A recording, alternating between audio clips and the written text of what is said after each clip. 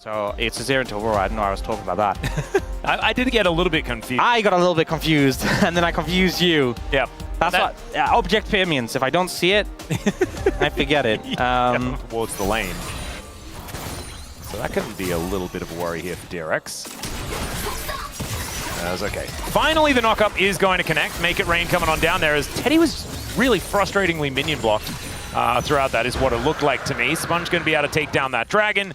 And heading towards the bottom lane, as we can see here. He also is in trouble. Gideon going to clear out of control ward. They know exactly what's going on as the cleanse comes on through. Arrow comes down at the same time as Pleta just trying to shield up Teddy, and he does so. Jiwoo and Lehen so incredibly low, but Gideon, all he needs is a heroic charge, and Jiwoo stay out of double up range. That would be embarrassing if that was to happen, and he wants it and doesn't get it. Nearly finds Lehen's there, pretty close. Finishing their first items just yet, and Gideon wanting to stop Ambessa from doing all of the things that she wants to do, which is dash all the time and forever. And she's just dead. No way out, no option, and Kingin gonna grab even more plates on top of this. You also chain CC her and she's just dead. Yeah, now I see a scenario where we'll be 6 grubs for Nongshim, which is pretty dangerous for DRX, considering we have this Gwen in the side lane already causing a lot of issues. Yeah, and there's not much of a good news story, right? Outside of the fact that Yukal is farming quite nicely here in this mid lane, that's where the gold gap is the smallest, which will come on down.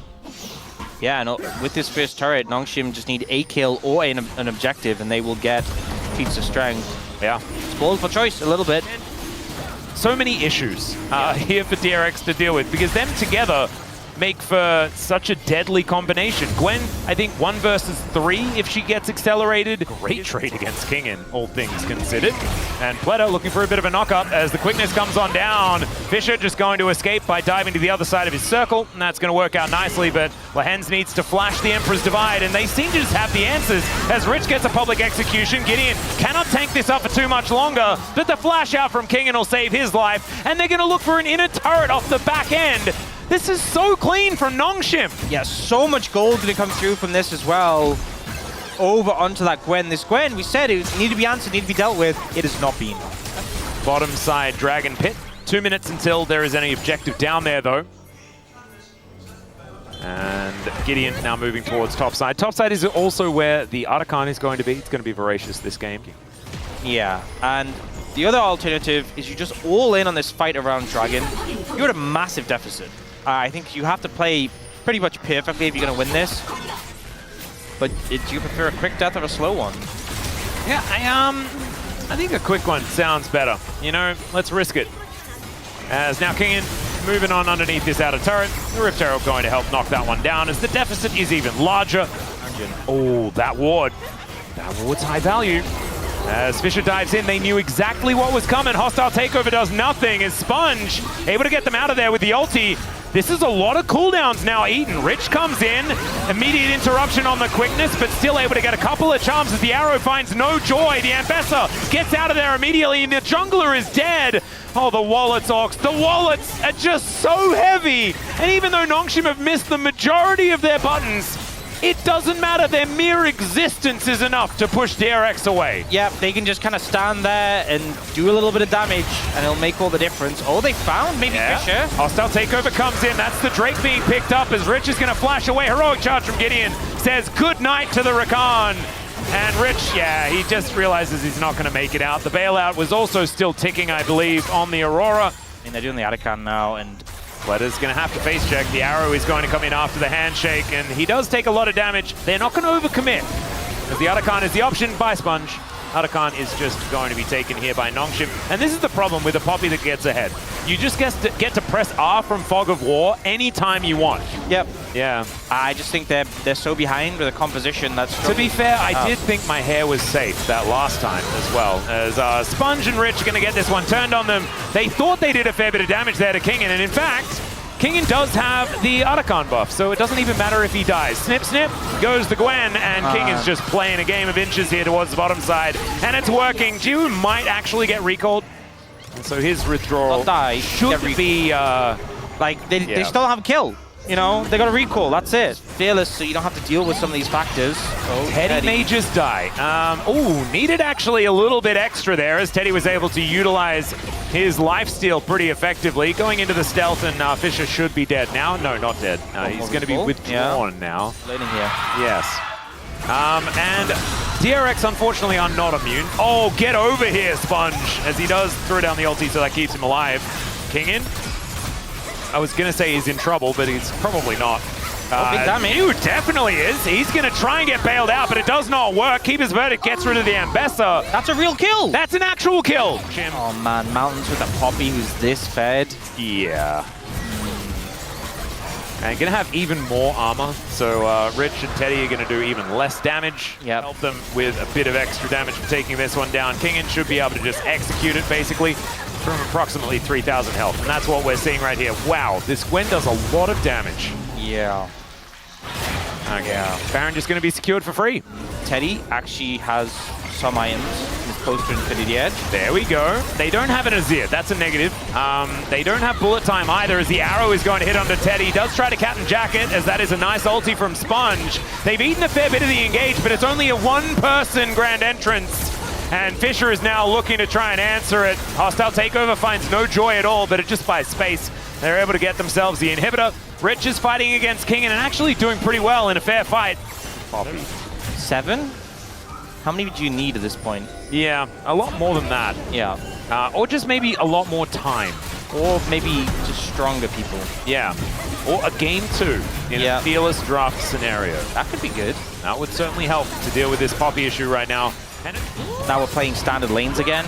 Yeah. I think kind of taking the Rakan on 4 instead of leaving counter pick for support was a mistake, especially if you're just going to pick MF anyway. But also, just this comp, like playing Rakan. Maybe just an assumption that the Poppy was going support. So they wouldn't need to deal with double as bullet time going to come in. Lahens will be taken down immediately. Good knock up there from Sponge, but he realizes Gideon is not a correct target. Clutter going to be taken down as Kingin looking so dangerous, but Rich as well is doing a fair bit of work. Kingin goes golden. My God, the needlework is absolutely terrifying. And there are 2 inhibitors down, remember? So Super Minions making their way towards the base. It is a 2-for-1 trade. And Nongshim with a man advantage are looking to try and end game 1 here. 31 minutes in. And in goes the public execution. I just don't know whether it's going to do anything. And in fact, there's a reason for that, because it didn't do anything. UCal goes golden, but that is just to watch this Nexus turret go down. That was a cute little shifting sands. And there goes the Nexus. Goodbye. Nongshim with a game 1 win over DRX. Strong backline into a short-range composition. Nongshim need to engage onto the DRX comp, who have a Braum, who have a Victor, who have a Varus.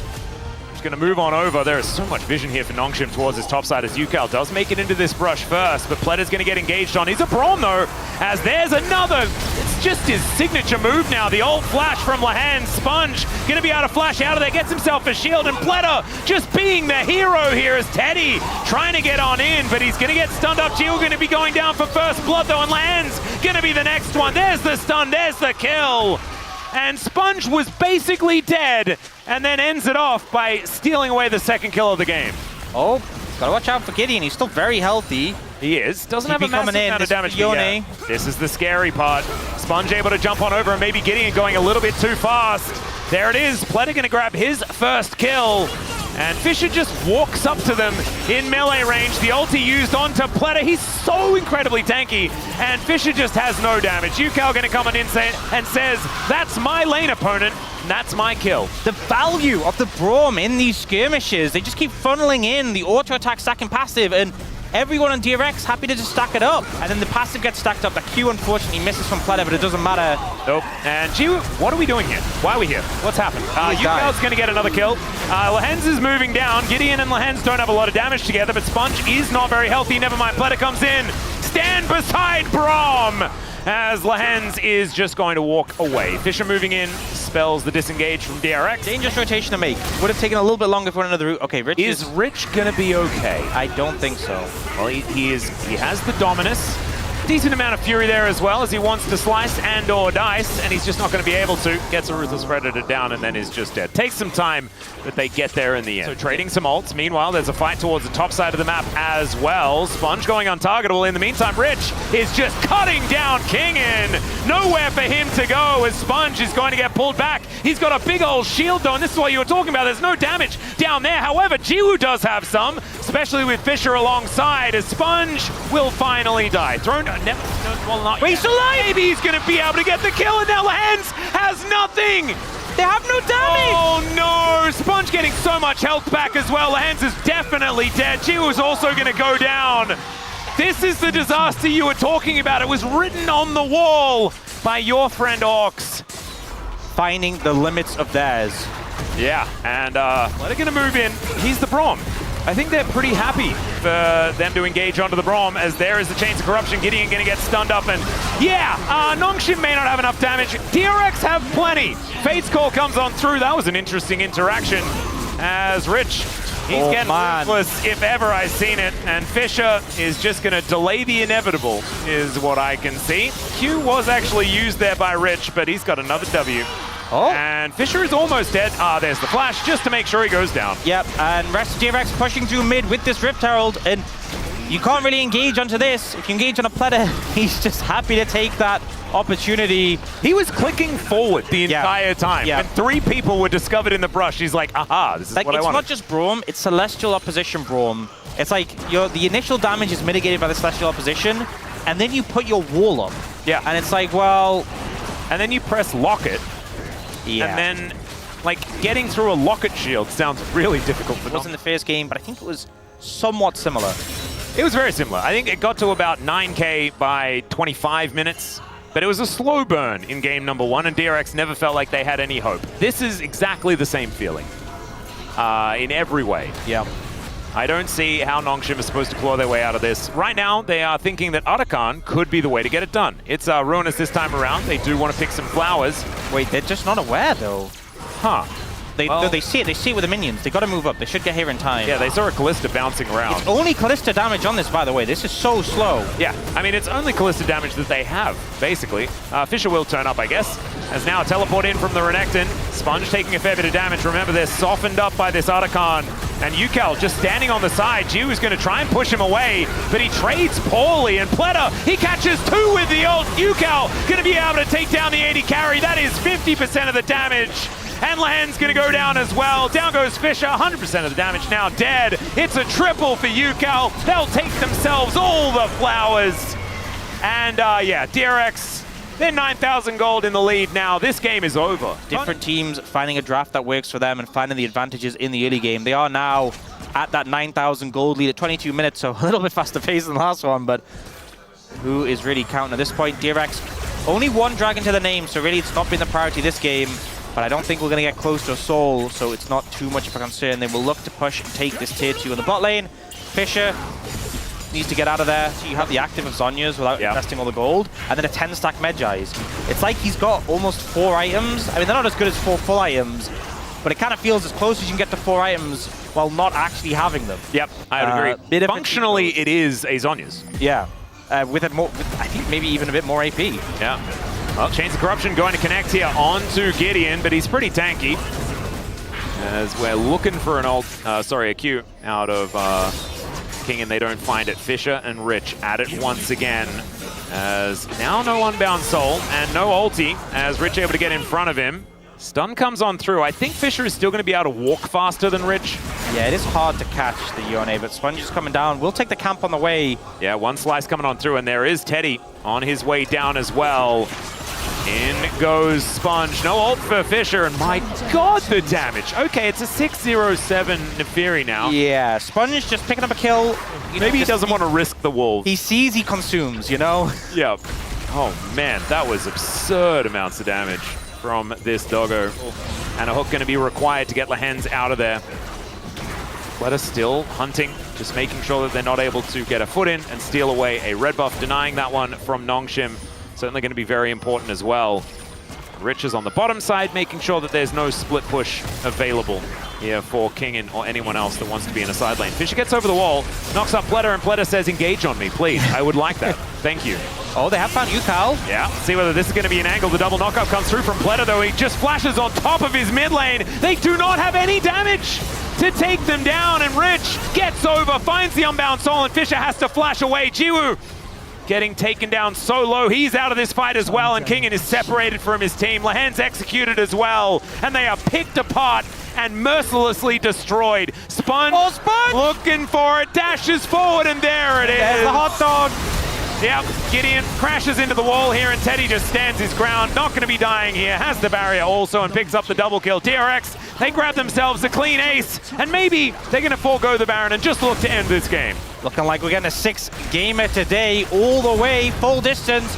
Nothing that can be done to defend here. Nope, lands is up in 1 second's time, but it's not going to save these Nexus turrets as DRX do exactly what Nongshim did to them in game number 1 here in game 2 to bring us to a decider in game 3. And Fearless dictates that it's not going to be this difficult. Yeah, I imagine that DRX going to have to finagle their way into a positive position in this game. Maybe some funny business, maybe some shenanigans.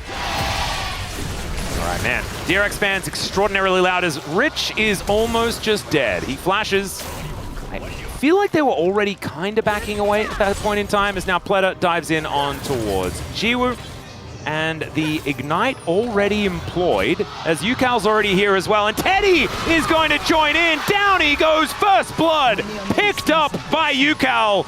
And the woes of Jiwoo continue. Just as I was saying, this is a really bad start for Rich. Losing your flash in a lane that's already Jace favored. The Grubs, you know, doesn't look like there's going to be any contest from our perspective, but it's just like, in case they come over, I want to be there to back you up.